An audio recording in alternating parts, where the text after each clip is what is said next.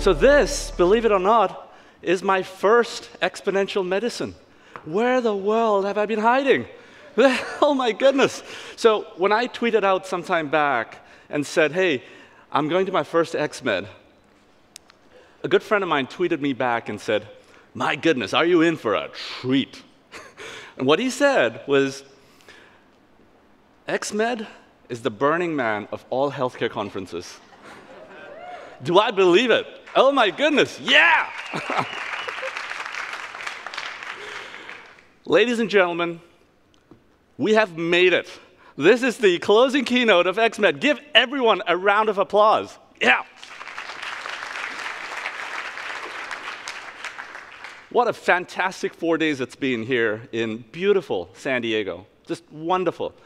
The thoughts that go out on this stage, the conversations that we've been having in the halls and the alleys and the beach, it's been just remarkable, absolutely remarkable. I tweeted this out and said, you know, X Med, is where you peek into tomorrow's healthcare today. That's the reality of what we're doing here. We're not just coming on stage talking about crazy, wacky ideas. These are innovations that exist today.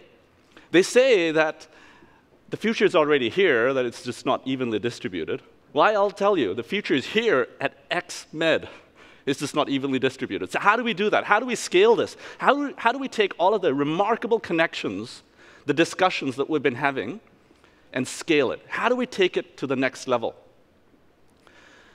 So I'm going to wrap up a couple of things that have been discussed over the last couple of days, and I'm sure I'm going to miss tons and tons of content.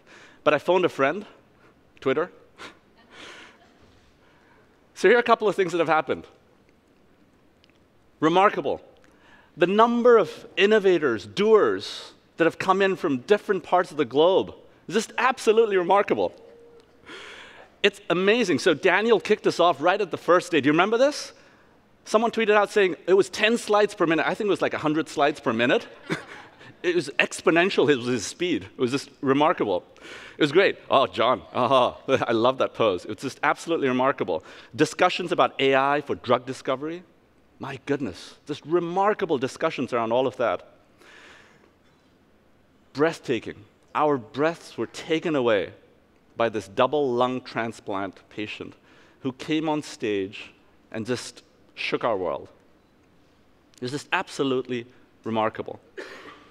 There was so much more discussions that happened on this stage and in all the halls and in the rooms across the board. What was really interesting, too, was we were challenged to have a chief patient officer in every one of our offices, in every one of our companies. We should take that challenge on. We learned that virtual reality, all of the goodness of virtual reality and VR and AR, is just a syringe. What matters is what drug you push through that syringe. We learned to think like Leonardo da Vinci. It was remarkable. We were wowed by Roman Reed. Absolutely were wowed by Roman Reed. And we had fun too, right? We had fun. Didn't we have fun? We had a lot of fun. I had a lot of fun on the beach with the Swami. It was a lot of fun. I took out my phone when he took out his phone, and I caught that picture of him holding his mobile device, but yet talking about mind over matter over technology. It's beautiful. There it is, Millen getting a shine on, I think. That's what's happening there. Pink socks, there were pink socks everywhere. Remarkable connections through pink socks. Music, my goodness. The brothers Corin, how they wowed us, how they dazzled us. The power of music to heal. That's the message that they shared with all of us. And I don't know what happened last night, but I think we had a lot of fun, didn't we? It was a lot of fun. But the question is why? As the previous speakers mentioned, the question really is why? Why is it that we're doing what it is that we're doing? So let's ask ourselves that, because it's really, really important. And here's why. In healthcare, we're at this strategic inflection point, that big red dot that you see right in the middle. That's where we are in healthcare today. In every stage of your company's growth, of your journey as an entrepreneur, as an innovator, you have this seed of growth, and you do some things right, and you enjoy this growth trajectory, then you sort of plateau, right? And based on things that you do or do not do, based on things that you capitalize on or do not capitalize on, you either enjoy this exponential growth up, or you have this catastrophic decline down. So my question to you is, what are you going to do based on everything that you've learned here at X Med? This is the main course today. So we're going to go through some quick chapters. We're going to compare old world to new world, right? Because it's important as we're reinventing the future of healthcare in this new world to think about where we are in this old world and draw the comparisons. We're going to redefine the meaning of healthcare on the basis of human being. How do we humanize healthcare? Because that's really important. It answers the why. But how do we do this on the basis of data and technologies like blockchain and AI and all of the remarkable discussions that we've had in the 4 days here at X Med? And then we're going to wrap it up quickly with 5 nuggets. Exponential innovation, right? 5 nuggets. So, chapter 1, old world versus new world. You ready for this? Excellent. The reason we're here today is because of all of you. The reason we're here today is because of all of the loved ones that we have around us, the circle of trust that we have around us. It's about the people. It really is, right? What's really interesting is I draw analogies to that slide and this one here, because we're all snowflakes. Very transitionary in time. We're just here for a momentary period in time, whether it's for maybe a couple of minutes, a couple of hours, a century, maybe more, right, if we can get our act together. But we're very transitionary in time.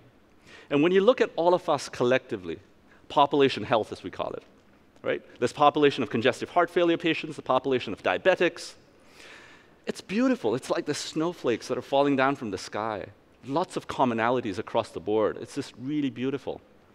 But you look at us under a microscope. You look at that snowflake under a microscope, that N of 1, precision medicine, as we call it in healthcare. Very different. We're all different from each other. We're not just talking about genotypes and microbiomics, which we talk quite a bit about here at X Med. But we're also talking about zip code, where we live, our preferences, what motivates and drives us, what matters most to us, who we're connected to, our loved ones.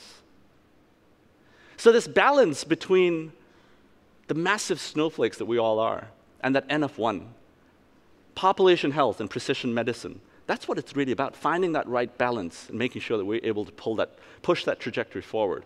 So there's a lot of hope in healthcare.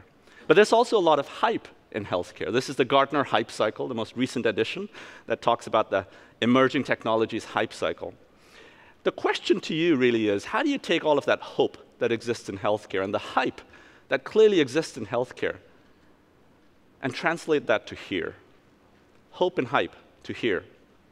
How do you do that?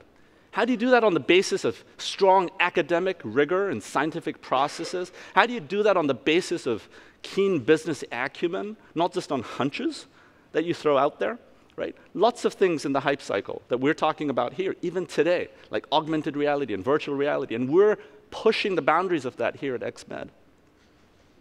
Because this is where we are today. Ladies and gentlemen, what we've done in the last 20 years of rolling digital out in healthcare is we've erected this big wall that sits between the clinician and the consumer or the patient at the other end. That's what we've done, was we've erected this big divide, this digital divide that sits between the clinician and the consumer at the other end.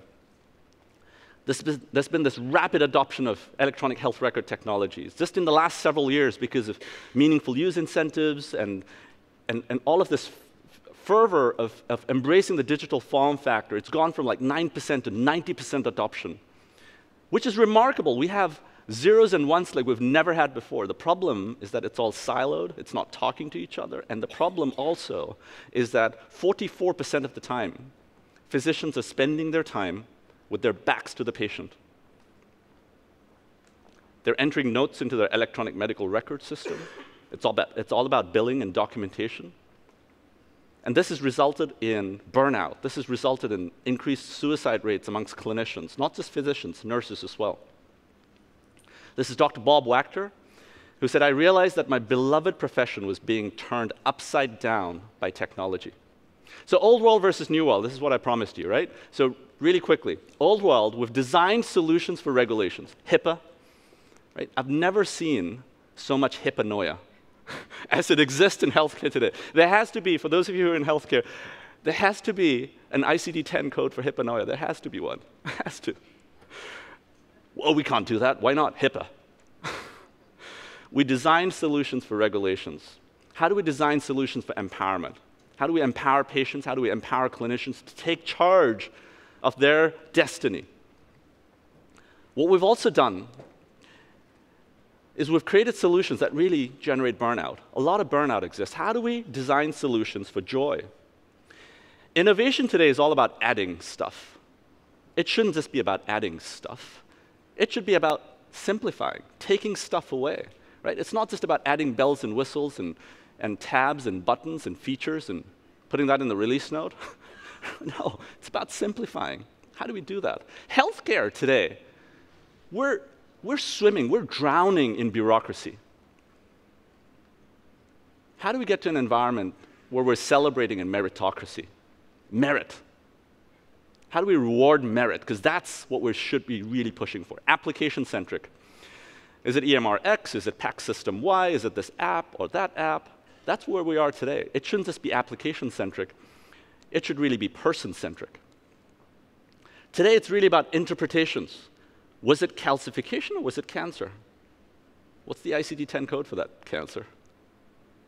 It shouldn't just be about interpretations. It should be about outcomes. What's most important to that N of 1, that snowflake that we all are? Last but not least, what we've been doing is doing digital. It shouldn't just be about doing digital. It should be about being digital. It's not just replicating analog and digitizing it, e-folders, e-films, right? Hanging protocols. I'm a radiologist by background. We don't hang film anymore. It's not even film. It's all digital. But we think in that analog culture that we've embraced over time. But how do we think digitally? How do we be digital, right? Not just think in that analog culture, because that's really, really important. Next chapter, human being, right? How do we do this to make sure that we're able to really push the most humanistic aspects of care forward? Reba McEntire said this, and I love this. To thrive in life, you need 3 bones, a wishbone, a backbone, and a funny bone. A wishbone, because look, you got to have vision, right? If you're starting a company, you better have vision. A backbone, it needs to be on the basis of strong academic and scientific rigor or some technological backbone that really pushes it forward. And a funny bone, look, you need to humanize this mission, right? There has to be a why as to why you're doing this. So that's really, really important. Are we using both sides of the brain? Are we just focusing too much on the technological aspects of rolling these solutions out? How do we make sure that we're able to really accentuate the most humanistic aspects of providing care? Like trust, for example. Trust is so difficult to build, yet so easy to break. And once it's broken, it's really, really difficult to rebuild that trust again.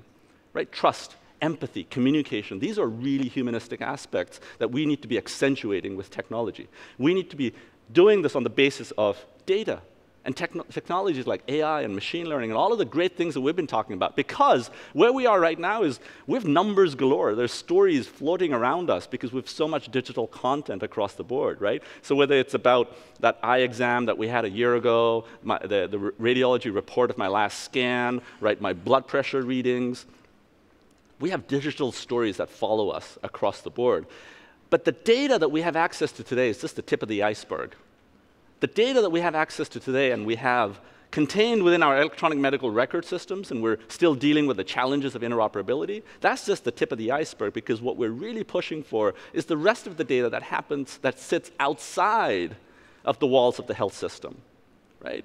This is the zip code data. This is data around your buying patterns, your eating habits, what motivates and drives you, because it's not just about the couple of minutes in a year that you spend in your PCP's clinic. It's really about where you live, eat, work, and play.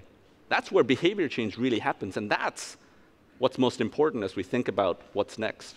And when we leverage principles of AI and machine learning, it's important not to get blinded by the buzzwords. It's not man versus machine.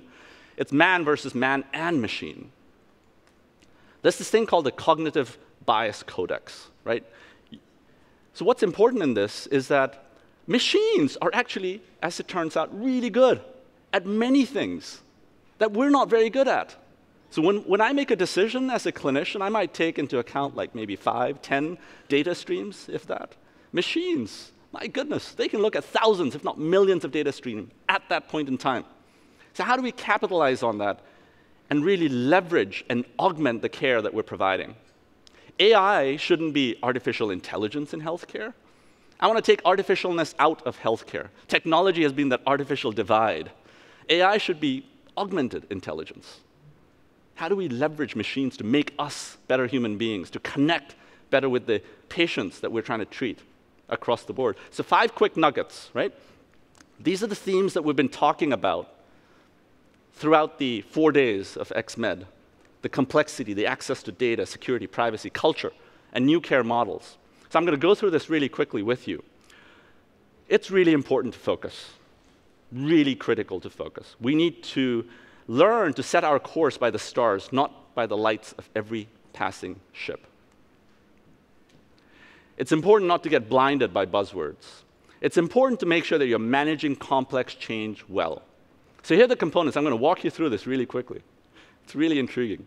So you need vision, you need skills, you need incentives, you need resources, and you need an action plan, right? These are the things you need to get to change that's managed well. So what happens if you don't have vision?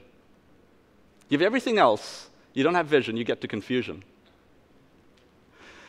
You have everything else, you don't have the right skill sets in your team, you get to anxiety. You have lots and lots of anxiety within that team. You have everything, but you don't have incentives. What happens there? Resistance. Resistance to change. You're all familiar with it, I am. Right? You have everything, but no resources. Well, that's easy. Frustration. You're just frustrated. You're banging your head. You have everything, but you don't have an action plan. You have everything else. No action plan. False starts. Multiple false starts all the time. So it's important to manage change well. Access to data, you got to build bridges. Look, I'm from Pittsburgh.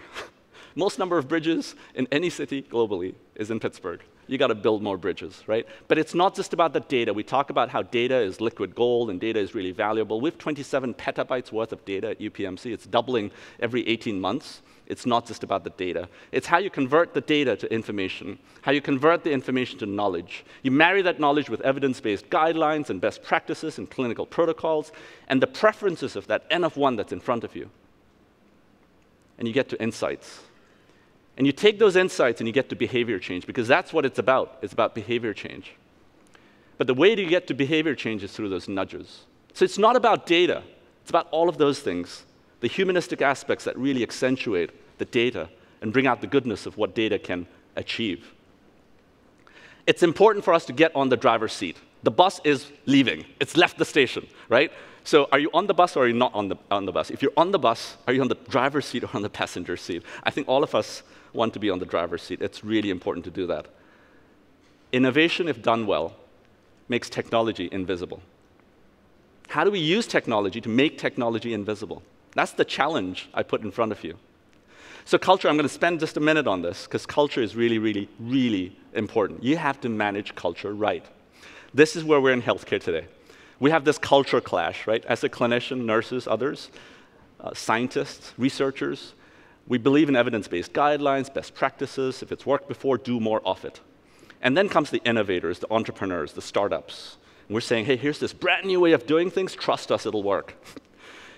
Boom, culture clash. We need to, A, recognize that there is this culture clash, because we don't. Today, what happens is we just like, ow, okay, just hit in the back, right there, where it hurts. Oftentimes, we just like go right for it. We said, all right, everyone else is doing it. We should adopt that EMR. We should just do it, right? But that's not how it works. How do you take this culture clash and turn it on its head and leverage it and capitalize it? And that's what we're doing at UPMC and UPMC Enterprises, which is really the innovation arm for UPMC, is taking the principles of design thinking, starting first with empathy, and really capitalizing on the design thinking methodologies to address these most critical pain points that exist in the delivery of healthcare. Ease of use may be invisible, but its absence sure isn't. How do we make sure that we're able to continue to push these newer care models forward? As a payer and a provider system, which is my organization, right, we're 80,000 employees, $16 billion in annual revenue, but with this yin and yang of the payer and the provider system. What we do is we look at those snowflakes that we talked about earlier, and we risk stratify the patient populations. And we're discharging patients from our hospitals today, not just with a bag of pills and a discharge summary, but with technology. And we're monitoring, with their permission, what's going on with the patient. We don't want the patient back. We don't. We want our hospital beds to be empty. That's a different mindset altogether. Before the patient falls back ill and ends up back into the hospital system, into the ED, we know that they're about to fall off the guardrails. We're then able to intervene, call them up, algorithmically have them get to those nudges that we talked about earlier. So that's what we're doing, leveraging technology to make sure that we're pushing in the right direction. Patients report that I did everything that I wanted to, that was most important for me, the human being that is me. Healthcare should not just be about curing disease, it should be about living. Healthcare, as we've known it up to this point, has really been about surviving. It shouldn't just be about surviving, it should be about thriving. That's what we're trying to do, right? Really push that forward, because as long as you're focusing on just surviving, and that's important, it's important to push the envelope on that front, it's really cost acceleration. And when you think about thriving, when you think about putting patients away from hospital beds and thinking about this yin and yang of the payer and the provider and bridging those two divides, it's cost deceleration. And that's what we're doing. It's not just adding years to life, but it's adding life to years. If our beds are filled, it means that we've failed. That's something that even us, as we just last week announced $2 billion to set up 3 additional specialty hospitals in Pittsburgh, in addition to the 3 that already exist. We'll be the only city in the world that will have 6 specialty hospitals in one city. But the other thing that we announced is that in those 3 new hospitals, no new beds.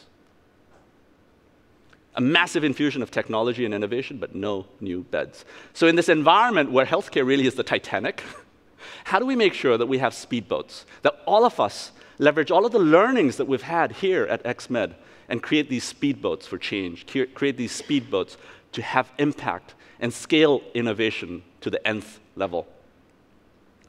This is a glimpse of my team back in Pittsburgh. I'm fortunate to have a team of about 250 innovators. And it's brilliant, right? We've created this culture, all of the different 5 nuggets that I referenced earlier. We've tried to embrace that.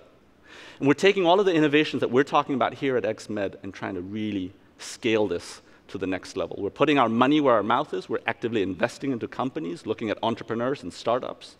And we're building this culture of questioning the status quo, of leveraging this living lab that's the payer-provider system, and creating the future of healthcare based on strong academic and scientific rigor, with a keen business acumen, and this culture that allows for us to really push things to the next level. It's about building bridges, bridging the old world to the new world, bridging the realities of what we've known as healthcare today to this new definition of healthcare that I just shared with you. It's about bridging all of the connections that you've made through the last 4 days to the specific aspirations that you have as an individual, as an organization, as an entrepreneur. That's what it's about. Let's do this. Thank you.